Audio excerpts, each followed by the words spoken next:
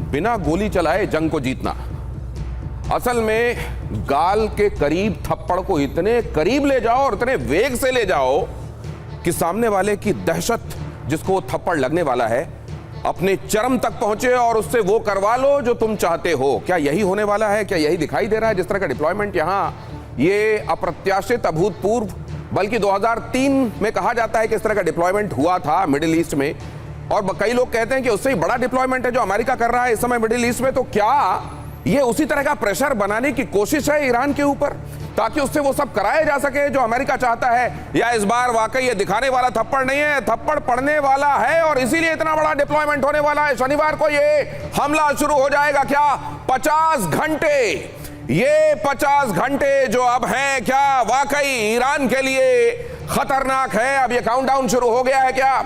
और ये केवल एक सीमित स्ट्राइक होगी, या जिस तरह का डिप्लॉयमेंट है वो ये बताता है कि ये बहुत व्यापक लड़ाई होने वाली है, बहुत दिनों तक खिंचने वाली। अब ये 12 दिनों वाली जंग नहीं होगी, अब ये महीनों वाली जंग होगी क्या? इतना बड़ा मिलिट्री का जमावड़ा क्या दिखाता है? एयरफोर्स का ऐसा जमावड़ा, नौसेना का ऐसा जमावड़ा, ये बताता है कि कुछ होने वाला है। लेकिन क्या वो 50 घंटे के भीतर होगा? आज हम गुरुवार में हैं, क्या शनिवार को ये शुरू हो जाएगा? और शुरू हो जाएगा तो कितना लंबा चलेगा?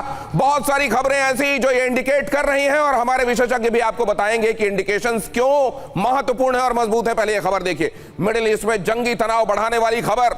ईरान पर हमले का काउंटडाउन शुरू। शनिवार को ईरान पर कर सकता है यूनाइटेड स्टेट्स हमला। 50 घंटे बाद अमेरिकी हमले की आशंका।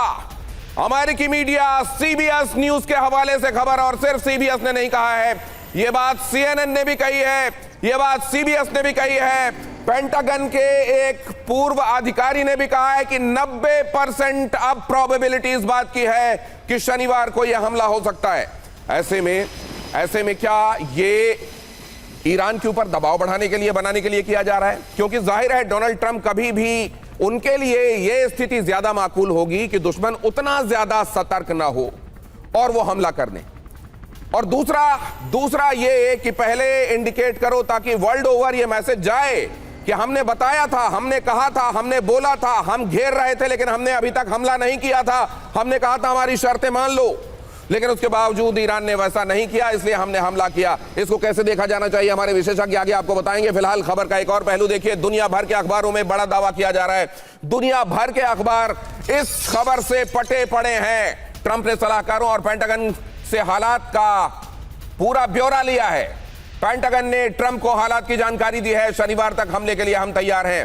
आर्मी की तरफ से, कमांडर इन चीफ की तरफ से यह बात कही गई है डोनाल्ड ट्रंप को कि शनिवार तक हम हमले के लिए पूरी तरह से तैयार होंगे। तो क्या पूरी तैयारी नहीं है, इस बात का इंतजार है?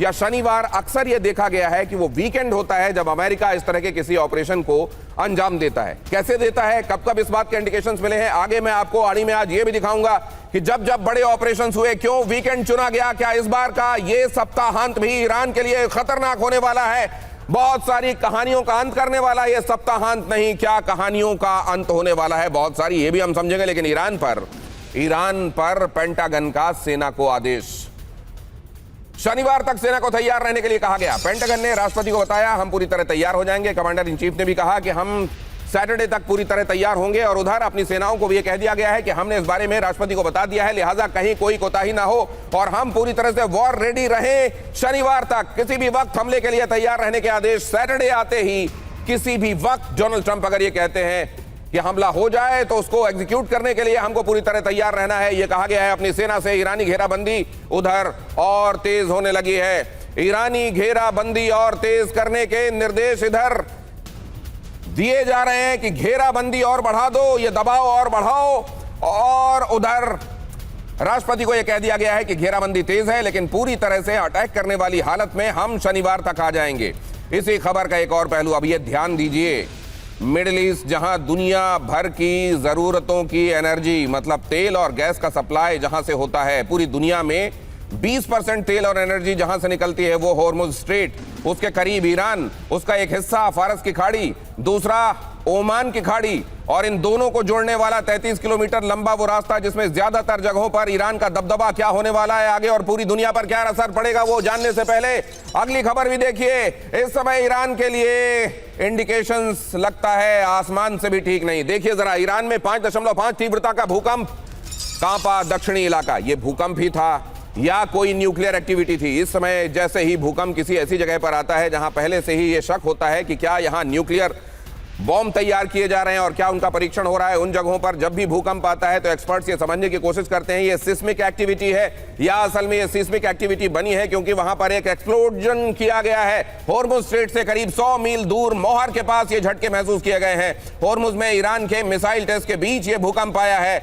जर्मनी के रिसर्च सेंटर के मुताबिक इसकी तीव्रता 5.5 रिक्टर स्केल पर और 10 किलोमीटर ये भूगर्भ में मतलब जमीन की गहराई में सतह से 10 किलोमीटर अंदर इसका केंद्र था, यह भी बात बताई गई है और जर्मनी के एक इंस्टीट्यूशन ने इसका खुलासा किया है। तो ये तमाम बातें, क्या जर्मनी के ऊपर इस समय वाकई उसके सितारे भी मेहरबान नहीं हैं? क्या उसके सितारे गर्दिश में चल रहे हैं इसीलिए अमेरिका इस कदर घेराबंदी कर रहा है और अब शनिवार को समझा जा रहा है कि वो डी डे है?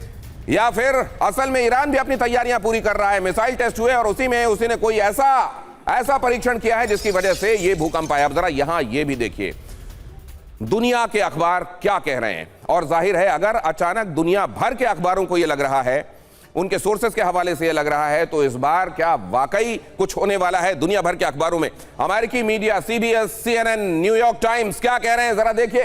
केवल इस जगह पर जरा देखिए, ये पूरी दुनिया के लिए चेतावनी है। पूरी दुनिया इसके असर में आएगी, इसलिए केवल इस हिस्से पर फोकस कीजिए और देखिए दुनिया के अखबार कह रहे हैं। अमेरिकी media CBS, CNN, New York times, pentagon ने ट्रंप को सूचित किया है कि शनिवार तक हम हमले के लिए तैयार हैं।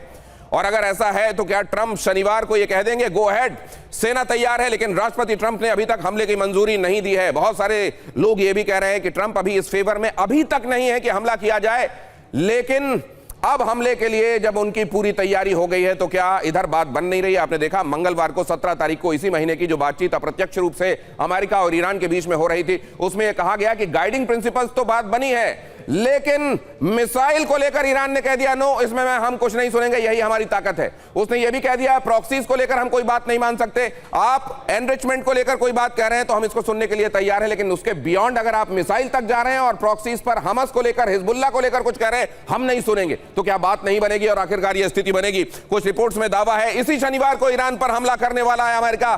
कई रिपोर्ट्स ये कह रही है कि सिर्फ वॉर रेडीनेस नहीं होगी, इस समय तक अटैक रेडीनेस नहीं होगी, अटैक हो जाएगा।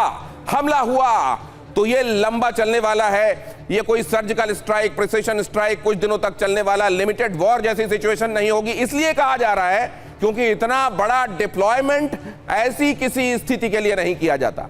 इतना बड़ा डिप्लॉयमेंट तभी किया जाता है जब बहुत लंबे किसी कैंपेन के लिए खुद को तैयार किया जा रहा है। और हमला हुआ तो लंबा चलेगा, सर्जिकल स्ट्राइक जैसा नहीं होगा। अल जजीरा ने लिखा है, मध्य पूर्वी मीडिया, टाइम्स ऑफ इजराइल, अल जजीरा, इस तरह के जो इंस्टीट्यूशंस हैं वो क्या बता रहे हैं? अल जजीरा ने लिखा है 1988 के बाद सबसे बड़े सैन्य खतरे का सामना ईरान कर रहा है। यह भी कहा गया कि इससे पहले इस तरह का बड़ा डिप्लॉयमेंट जो अमेरिका की तरफ से किया गया था वो 2003 में किया गया था मिडिल ईस्ट में, खाड़ी में। उसके बाद कभी इस तरह का डिप्लॉयमेंट नहीं हुआ है। ईरानी मीडिया क्या कह रही है? तेहरान टाइम्स और खयान इसमें शामिल है। वो क्या कह रहे हैं? अमेरिका की तैनाती सिर्फ मनोवैज्ञानिक दबाव बनाने के लिए है, उसके बियॉन्ड नहीं, क्योंकि उनकी तरफ से यह समझा जा रहा है कि इतना ज्यादा अपने प्लान्स के बारे में खुलासा करने के बाद दुश्मन पर अटैक नहीं किया जाता। इसका मतलब सिर्फ यह होता है कि साइकोलॉजिकली इस प्रेशर को इतना ज्यादा बढ़ा दो कि बगैर एक गोली चलाए कागजों पर उन चीजों पर दस्तखत हो जाएं